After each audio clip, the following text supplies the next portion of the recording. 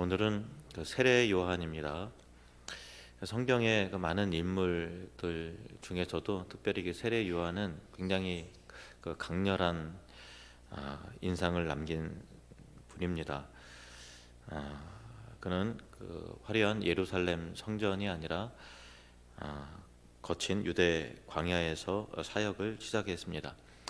요한은 구약의 마지막 선지자이면서도 또 신약의 시대의 문을 여는 그 사람이었어요. 그리고 오직 한 가지 사명에 집중을 했는데 그것은 바로 자신의 뒤에 오실 예수 그리스도의 길을 예비하는 일을 했습니다.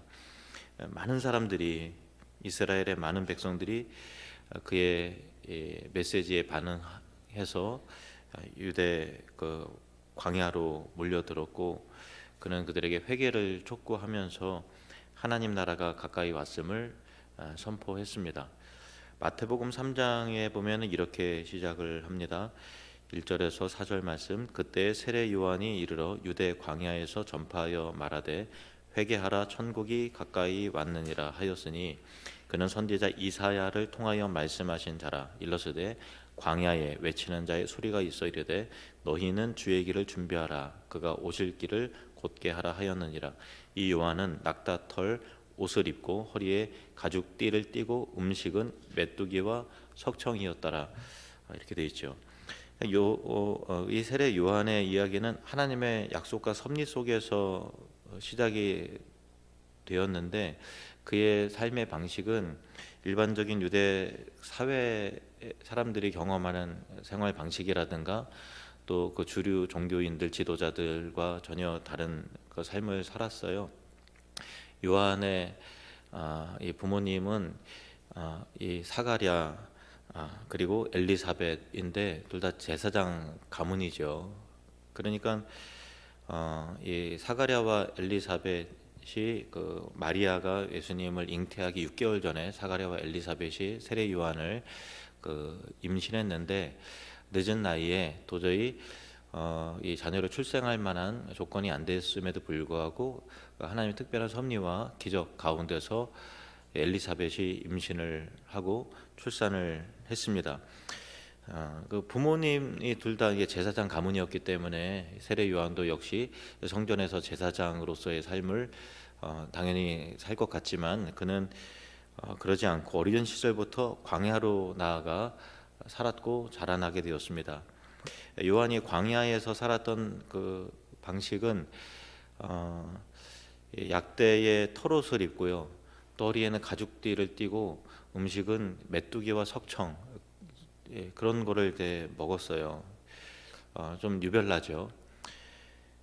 이것은 이 유대인들과 그 당시 일반적인 삶과 경건을 위해서 그 분리된 삶을 산 건데, 일부 학자들은 요한이 그 당시에 그 에세네파라고 해서 이 경건주의자들, 분리주의자들이 있어요. 그 에세네파에 아마 영향을 받았을 것이다라고 그 주장하기도 해요. 이제 금욕적인 공동체거든요, 에세네파가. 에세네파는 성전 제도와 또 제사, 또 의식, 또 사람들이 타락했다고 이제 보고 그 예루살렘을 떠나고 도시 생활에 떠나서 광야에서 그 엄격한 금욕주의적인 삶을 살고 규율 속에서 공동 생활을 하는 거죠. 그리고 하나님의 임박한 심판과 하나님의 나라를 기다리는 그 공동체의 삶을 살았는데, 세례 요한의 삶의 방식이 당시 에세네파에만 유사한 것으로 미뤄보아 즉 간접적으로 영향을 받았을 것이다, 그렇게 보기도 합니다. 어쨌든 세례 요한의 삶의 방식은 세상의 풍요, 안락, 지위, 명예, 물질, 그 거리가 멀죠. 철저한 금욕과 또 영적 헌신을 통해서 자신을 정결하게 하는 것에 집중을 한 거예요. 그래서 그가 요단강에서 세례 의식을, 정결 의식으로서 세례를 베푼 것도 이런 순결과 정화와 정결을 강조하는 당시 경건한 유대인들과의 전통과 연결이 되어 있어요.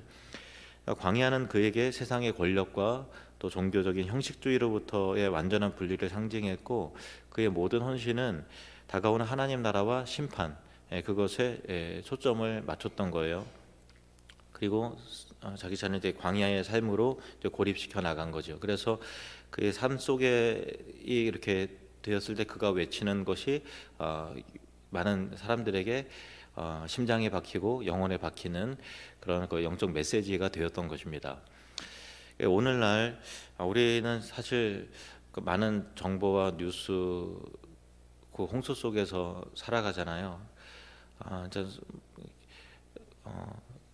하루가 다르게 뭔가 참 엄청난 뉴스들이 막 쏟아져 나오고 기술의 진보가 이루어지고 삶이 바뀌니까 우리가 그런 것에 좀 귀 기울여서 계속해서 배우고 학습하지 않으면 시대에 뒤처지는 것 같은 그 불안함과 두려움이 있지요. 그래서 계속해서 뭔가 뉴스를 들어야 되고 보고 하다 보니까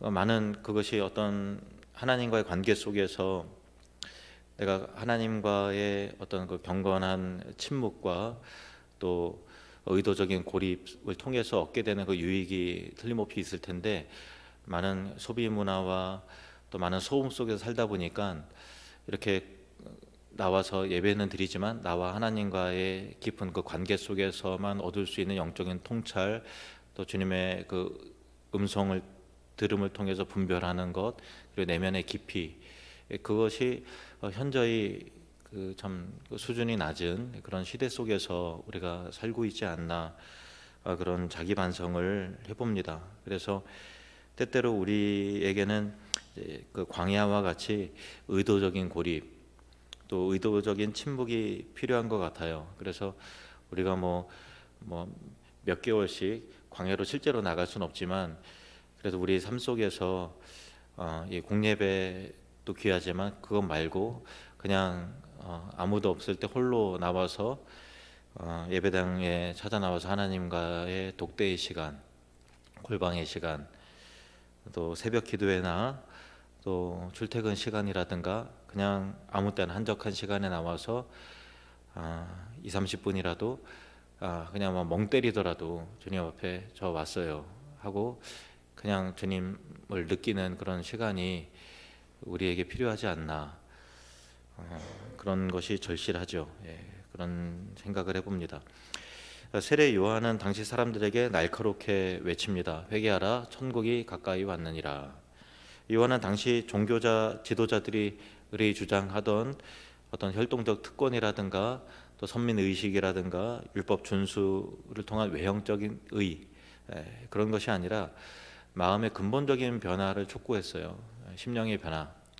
회개하라, 천국이 가까이 왔느니라. 그리고 당시 지도자들, 그리고 바리새인, 특히 사두개인들에게 독사의 자식들이라고 이렇게 비난하고 그들의 외식을 가차없이 폭로합니다. 그 당시에 바리새인들, 종교 지도자들에게 독사의 자식들이라고 이렇게 일갈하는 사람이 누가 있었겠어요. 그러니까 그 메시지 자체가 굉장히 충격적이고 큰 반향을 일으켰던 거예요. 요한은 하나님의 심판의 도끼가 이미 나무 뿌리에 놓였다, 임박한 심판의 메시지를 계속해서 증거를 합니다. 그러므로 회개해야 된다.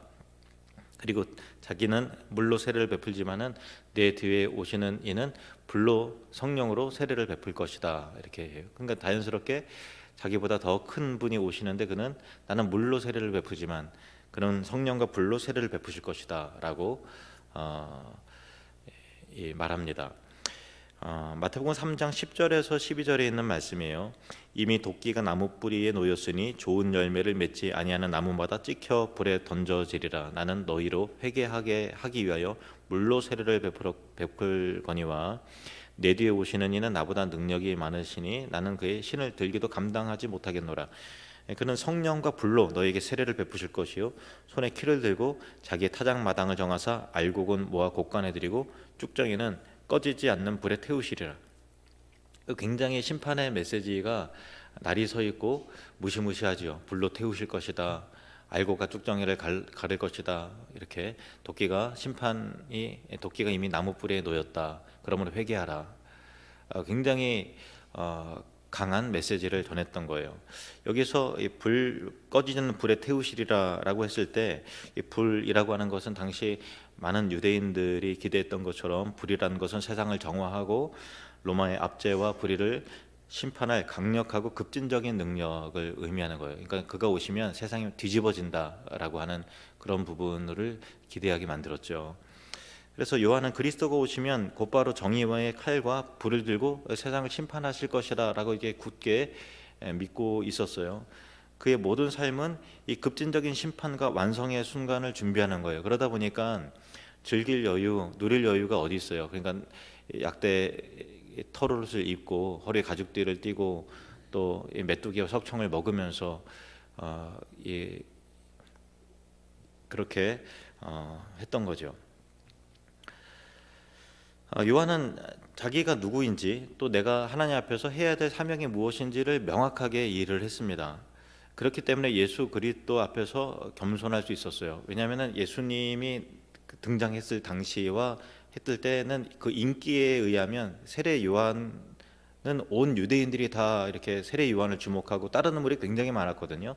예수님이 처음에 나오셨을 때 그 인기가 세례 요한의 명성에 이렇게 그만한 게 아니었어요. 그런데 그럼에도 그리스도 앞에서 겸손할 수 있었고, 그는 자신이 신발끈을 풀 자격도 없는 종에 불과하다고 고백을 했고요.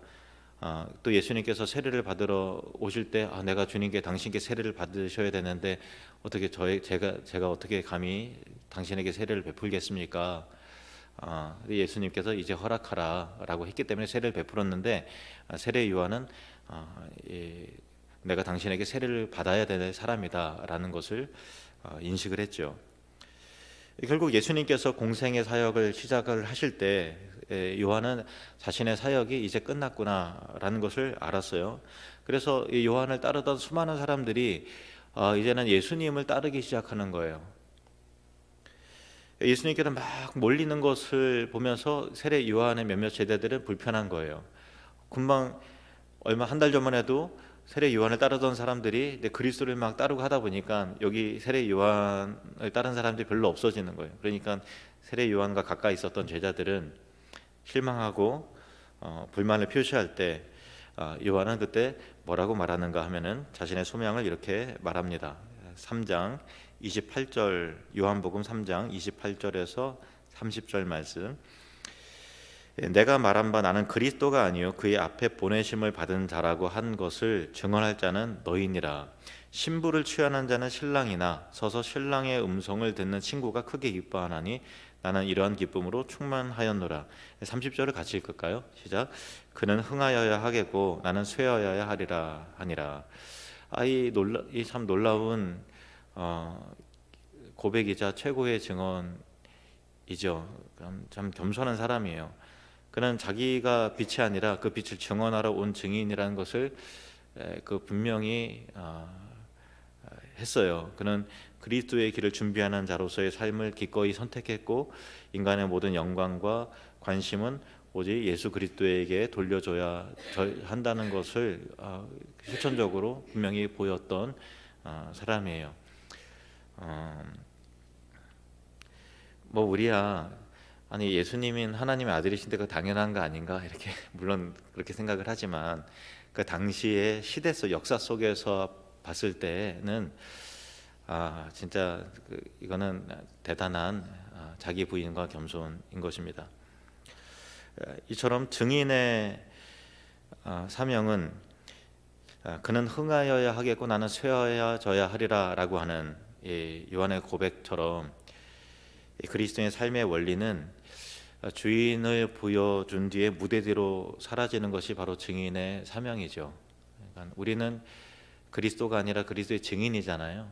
그러니까 하나님 나라의 영광과 주목은 예수 그리스도 한 분이 받으셔야 되는 것이고 우리는 해야 될 사명이 끝나면 무대에서 그냥 어정쩡하게 그냥 이제 퇴장 안 하고 기웃기웃거리는 것이 아니라 무대 뒤로 조용히 사라지는 것이 맞는 것이죠.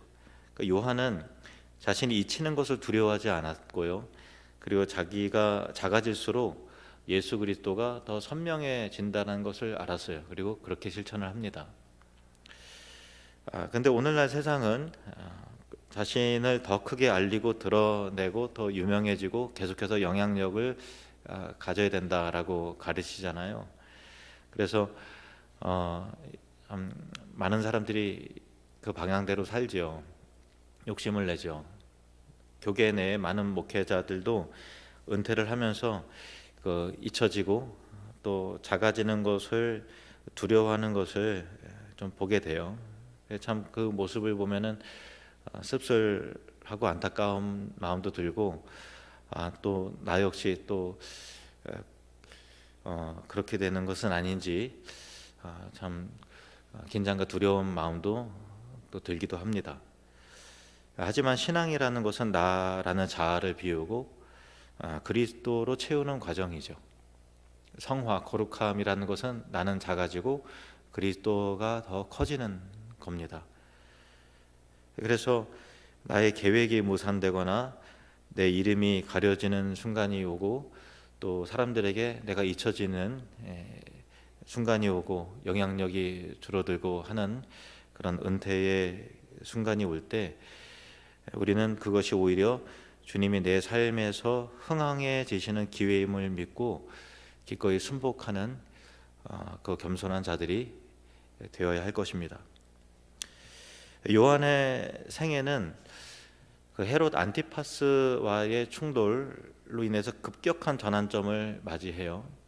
당시 갈릴리아 베레아 분봉왕이었던 헤롯 안티파스, 그 예수님이 출생했을 때 그 헤롯이 아니라 세월이 지났어요. 헤롯 안티파스가 자기의 동생 빌립의 아내인 헤로디아를 취해서 아내로 삼았거든요.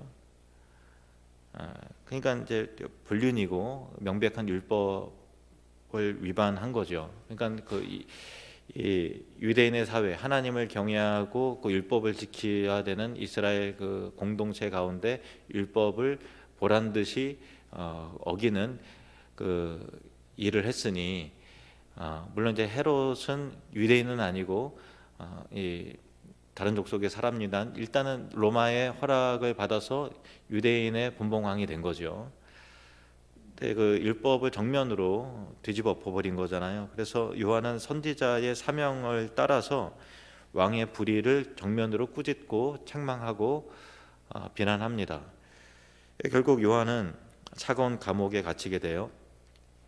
늘 광야에서 탁 트인 하늘 속에서 우랑차게 주의 길을 선포했던 그에게 이제 한치 앞도 보이지 않는 캄캄한 어두운 지하 감옥은 참 견디기 힘든 고립의 장소였을 겁니다. 그러나 요한을 더 힘들게 했던 것은 이 육체적인 고립과 고통이 아니었고요. 자신이 가리켰던 그 메시아의 행보에 대한 의문점, 그것이 이 세례 요한을 굉장히 힘들게 했습니다. 요한은 메시아가 오면 아까 얘기했던 것이 급진적 심판과 이 시대의 대전복이 일어나는 그걸 기대하고 전했거든요. 심판의 불이 내려질 것이고 불의한 권력을 심판하고 억눌린 자들이 해방될 것이다라고 이제 굳게 믿었어요. 근데 하지만 감옥 밖에서 들려오는 예수님의 소식은 자기가 그렸던 이 불칼을 휘두르는 위험에 찬, 자기가 신랄하게 시대를 비판하고 또 소리 질렀던 것보다 최소한 10배, 100배나 더 큰 진동으로 이 불의 심판을 내릴 것으로 기대를 했는데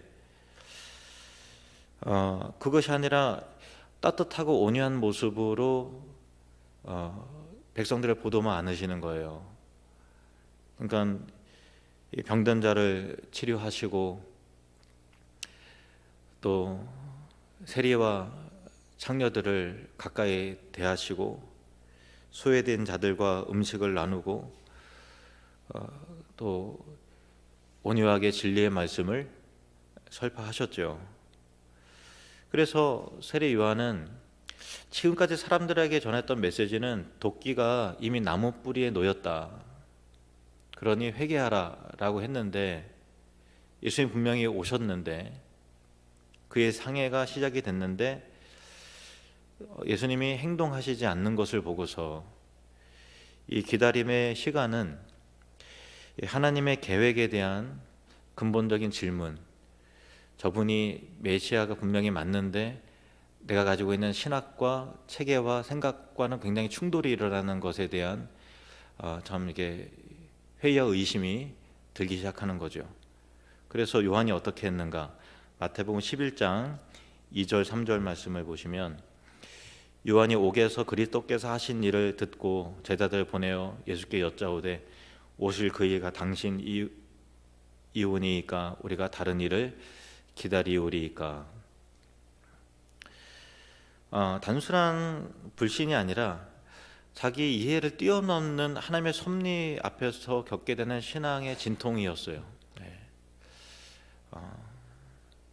계속해서 메시지를 전했는데 내가 잘못 전했나? 아니면 이분이 그분이 아닌가?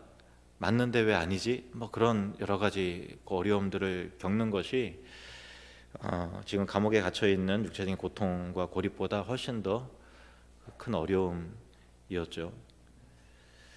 그래서 그는 자신이 평생 바쳐서 준비한 분이 정말 맞는지 아니면 아직도 더 기다려야 할 다른 차원의 메시아가 있는 것인지 그것을 단도직입적으로 물을 수밖에 없었던 것이죠. 그래서 이 감옥의 돌벽은 그에게 육신의 감옥인 동시에 자신의 고정관념이라고 하는 신학적 감옥을 마주하는 장소였습니다. 예수님은 요한의 이 고통스럽고 본질적인 질문에 대해서 논리적인 설명이라든가 또 조금만 기다려라 내가 금방 심판할게 이렇게 하신 것도 아니고 잠깐 기다려 내가 구원할게 이런 심판과 구원의 약속을 하지 않으셨고요. 대신 구약의 예언들이 자신의 사역을 통해서 어떻게 성취되고 있는지를 보여주면서 말씀으로 요한이 갖고 있는 의문에 대해서 말씀으로 답을 하신 거죠. 그래서 요한의 시선이 다시 하나님의 약속으로 되돌아갈 수 있도록 하게 하셨어요. 그 내용이 뭐냐면 4절 5절 말씀 보시면 예수께서 대답하여 이르시되 너희가 가서 듣고 보는 것을 요한에게 알리되 맹인이 보며 못 걷는 사람이 걸으며 나병 환자가 깨끗함을 받으며 못 듣는 자가 들으며 죽은 자가 살아나며 가난한 자에게 복음이 전파된다 하라. 그러니까 메시아가 오시면 이와 같은 일들이 일어난다라는 것이 있는 거죠. 그러니까 요한은 메시아 오시면 심판할 것이다 라고 하는 그 메시지를 했는데 그러니까 우리가 이제 멀리서 산을 보면 정말 아름답고 정말 멋있는 산이 이렇게 있잖아요. 웅장한 산이. 근데 가까이 가면 갈수록 산이 여러 봉우리가 이제 중첩이 되어서 멀리서 봤을 때 하나 있는 줄 알았는데 가까이 보니까 겹겹이 쌓여 있듯이 그리스도가 오셨을 때에 초림에 있을 때 하셔야 될 일이 있고 또 재림의 때에 하셔야 될 일이 있는 거죠. 근데 세례 요한은 하나님의 계획하심의 일의 진행과 방식에 대한 이해가 없으니까 심판에 대한 그리스도가 오시면 하나님 나라가 이루어지고 심판하게 될 것이다. 알곡과 가라지가 갈라지게 될 것이고 양과 염소가 갈라지고 하는 것을 장차 오실 그리스도에 대해서 너무 앞당겨서 본 것이죠. 그래서 예수님은 요한에게 그리스도의 사역이 심판 이전에 회복과 구원으로부터 그 사역으로부터 시작이 되어야 된다라는 것을 다시 일깨워 주셨어요. 그렇구나. 이것이 맞구나라는 것을 요한에게 깨닫게 하셨죠. 이 과정을 통해서 요한은 죽음이 예견된 고독한 감옥 안에서 자신이 기대했던 방식이 아니라 하나님의 방식으로 일하시는 메시아를 다시 신뢰해야 되는 마지막 믿음의 시험대에 서게 된 것이죠. 우리가 신앙생활 하다 보면 예수님을 당연히 믿죠. 따르고 나아갑니다. 그런데 난 충분히 성숙하고 주님을 안다고 했는데 어느 순간 어떤 위기의 순간에 신앙의 뿌리까지 흔들려 버리는 그런 그 어려움을 겪을 수도 있죠.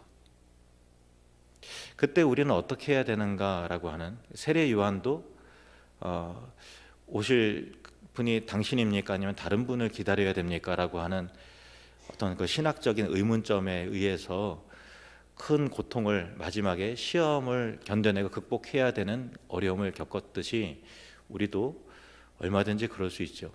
목사도 그럴 수 있고 장로도 그럴 수 있습니다. 그럴 때 우리는 어떻게 해야 되는가라고 한 부분에 있어서 놀라운 적용과 교훈을 통찰을 우리는 얻길 원합니다. 첫 번째는 내 방식이 하나님을 내려놓는 훈련이 필요하다라고 하는 거예요. 내가 옳다고 하신 그 하나님이 내가 온전히 알지 못하는 것일 수 있다라고 하는 자기 겸손이 필요하죠. 신앙생활 하다 보면 기도 응답이 늦어지거나 상황이 악화될 때 하나님을 향한 실망감이 찾아오고 어떤 위기와 고난 앞에서 두려움이 엄습하고 우리 믿음의 뿌리가 흔들려지는 것 같은 상황이 들 때 주님은 나로 말미암아 실족하지 아니하는 자가 복이 있도다 말씀하셨다는 사실입니다. 이것은 요한에게 전하신 예수님 말씀이었어요. 마태복음 11장 6절 말씀 우리 같이 읽겠습니다. 시작. 누구든지 나로 말미암아 실족하지 아니하는 자는 복이 있도다 하니라. 우리가 예수를 믿지만 예수님 때문에 실족할 수 있을까요? 우리 믿음이 연약해서 실족할락말락하는 순간이 온다면 이 말씀 기억하십시오. 나로 말미암아 실족하지 아니하는 자는 복이 있도다. 끝까지 이겨내시고 견뎌내시길 바랍니다. 시험을 이겨내시길 바랍니다. 그것이 어떤 주님을 향한 우로 인한 시험보다도 교회에 대한 실망일 수도 있고 또 목회자에 대한 실망일 수도 있고 또 어떤 성도에 대한 실망일 수도 있겠죠. 그것이 신앙에 대한 뿌리까지도 흔들려 버리는 그런 일도 있을 수 있어요. 그러나 참된 믿음은 내가 원하는 방식과 내 기대와 결과를 얻어내는 것이 아니라 하나님은 내가 기대하지 않는 방식으로 제한받지 않고 일하시는 하나님이시기 때문에 끝까지 주님의 선하심을 의심하지 않는 거죠. 악한 상황들이 계속해서 일어나요. 그렇지만 주님은 선하시다라고 하는 그 신뢰, 그것이 참 믿음의 사람입니다. 감옥의 돌벽에 갇힌 상황에서도 하나님의 지혜가 나의 지혜보다 크다라는 것을 인정하는 것이 성숙의 지표입니다. 또 한 가지 세례 요한을 통해서 얻게 되는 교훈은 쇠하여진다라고 하는 것이 영광이 되는 신비가 있어요. 요한은 자신이 기대했던 영광스러운 승리가 아니라 차가운 돌 감옥에 갇혀서 순교하고 그것도 머리가 잘려서 쟁반에 얹어지는 비참한 참수형을 당했는데 세상에서는 실패처럼 보이지만 하나님 나라에서는 세례 요한보다 여자가 낳은 이들 중에 세례 요한보다 더 큰 이가 없다라고 하는 놀라운 칭찬을 주님으로부터 받았습니다. 마태복음 11장 11절 말씀 내가 진실로 너희에게 말하노니 여자가 낳은 자 중에 세례 요한보다 큰 이가 일어남이 없도다. 그러나 천국에서는 극히 작은 자라도 그보다 크니라. 이 예수님의 칭찬은 이 순교를 앞두고 예수님이 세례 요한에게 하신 건데 주님을 위해 내가 작아지고 나의 계획이 무너지는 그 과정은 절대로 헛되지 않죠. 우리가 인간적인 눈으로 보면은 그렇게 잘 보세요. 세례 요한은 너무 억울한 거 아닌가? 평생 광야에 살고 진수성찬 한 번도 못 먹어봤어요. 메뚜기와 서청 좋은 옷 못 입어봤어요. 그냥 약대 털옷, 허리 가죽띠. 평생 주님 위해서 살았어요. 그리고 주님이 딱 등장했어요. 이제는 내가 해야 될 일이 딱 마무리 젖는 순간 그때는 좀 노년이라 이제는 할 일 다 끝났으니까 두 다리 쭉 뻗고 이제는 좀 안락하고 좀 편안하게 좀 누리면서 살아도 되지 않을까라고 했는데 그때 감옥에 갇혀서 목 잘려서 참수당하고 죽었단 말이에요. 그러면 하나님은 과연 공의로우신 분인가 선하신 분인가 어떻게 이렇게 끝까지 그럴 수 있지? 라고 하는 생각을 할 수 있잖아요. 너무 매정하신 거 아닌가? 너무 냉정하신 거 아닌가? 평생 가장 충성스러운 사람을 어떻게 이렇게 가장 비참하게 그렇게 하실 수 있지? 라는 생각이 들잖아요. 그런데 그건 지극히 이 땅에서의 관점이죠. 가장 영광스러운 상급은 순교입니다. 하나님 나라에서 가장 위대한 면류관, 가장 위대한 칭찬과 상급과 영광은 순교예요. 그래서 하나님께서 세례 요한에게 그 길을 허락하신 거죠. 이 세상의 고난과 아픔과 순교의 고통은 잠깐이지만 그 이후에 얼마나 큰 상급과 위로와 영광을 세례 요한을 위해서 우리 하나님이 준비하셨을까요?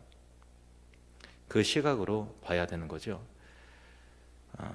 그래서 내 계획이 무너지고 내가 생각했던 것대로 흘러가지 않는다 할지라도 하나님의 선하심을 의지하는 삶, 그리고 내 계획이 무너지고 비참해지는 것이라 할지라도 절대로 허무하거나 허망하거나 헛되도록 하시지 않으신다, 하나님은.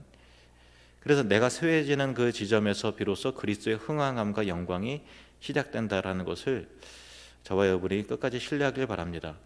고난 속에서도 침묵하시는 듯한 주님을 신뢰하면서 나의 자리를 묵묵히 지키는 것이 오늘날 우리가 가져야 할 광야의 영성이다라는 것입니다. 마지막으로 세 번째로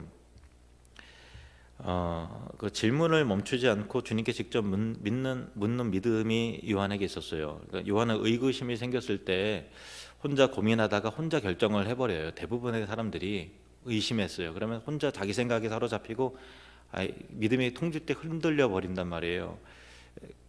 그런데 세례 요한은 혼자 고민하다가 절망이나 냉소에 빠지지 않고 주님께 다른 데서 물어봤으면 자기 생각에 빠졌으면 큰일 났겠죠. 그런데 주님께 묻잖아요. 내가 갈 수 없지만 제자들을 보내서라도 묻잖아요. 그리고 주님의 말씀을 통해서 확신을 얻죠. 우리 역시 삶이 이해할 수 없는 순간들, 회의와 의심의 순간들을 만날 때 그 질문을 가지고 혼자 머무는 것이 아니라 주님 앞에 나아가야 한다는 것입니다. 주님 앞으로 나아간다는 것은 말씀 앞으로 나아간다는 것과 동일합니다. 말씀 앞에 나아간다는 것은 바른 해석과 바른 교리를 붙드는 것과 동일합니다. 하나님은 우리의 연약한 질문을 책망하지 않으시고 때때로 회의와 의심도 하나님은 책망하지 않으시고 주님께 나아가서 물을 때 하나님은 선명하게 답을 하세요. 말씀을 통해서 그분이 여전히 세상을 다스리고 계심을 확인시켜 주시죠. 우리가 잘 안 알아보고 잘 안 묻기 때문에 문제인 거죠.